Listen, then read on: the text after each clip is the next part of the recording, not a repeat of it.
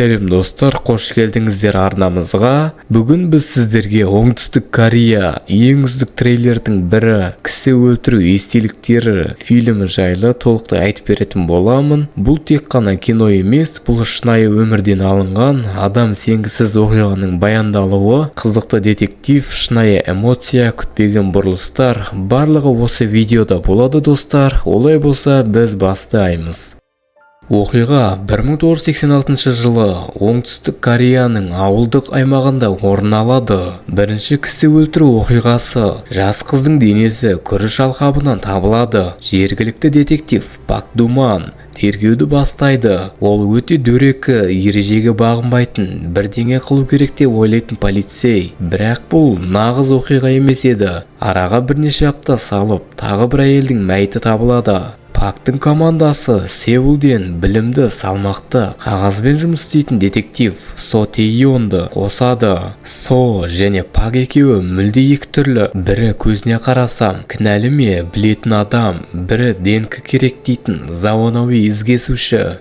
Бір қызығы, әрбір кісі өлтіру жаңбырлы күні орын алады, ал радиода бірдей ән қойылған сәтте болады. Олар шаблонды түсіне бастады. Тергеу барысында бірнеше адам қате ұсталады. Біреуі ақыл-есі кем болса, бірі басқа қалада болғаны.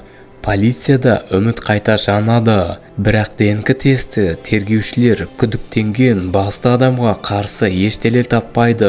Жүйке тозады, марал түбіне жетеді. Пак ашуға булығып, қылмыскер деп болжаған жігітті соққыға жығып, оны мойындатуға тырысады. Бірақ Со оны тоқтатады. Со Тэйон өз ісіне күмән келтіре бастайды. Пак ашуға булығып, бұрынғы іске сезім әдісімен ештеңеге жете алмайтын түсініп, сол сәтте олар бір күдіктіге тап болады. Әнге, күнге, уақытқа сай келетін, бірақ дәлел жоқ.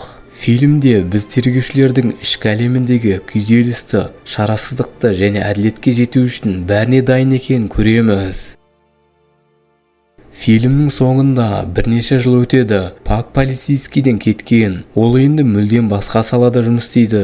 Бір күні ол қылмыс болған жердің жанына өтеді. Бір кішкентай қыз сол жерде. Бір аға осында бірдеңе жасаған дейді. Пак таңырқайды. Сол кезде ол камераға тік қарап, көрерменмен көз түйістіріп, қылмыскердің әлі де бостандықта екенін түсінеді. Сол кадр фильмнің ең ауыр, ең әсерлі сәті. Фильм 1986 жылы, 1991 жылдар аралығында Кореядағы алғашқы сериал кісі өлтіруші Хвасон ісі негізінде түсірілген. Нағыз қылмыскер тек 2019 жылы ғана табылған. Кісі өлтіру естеліктері.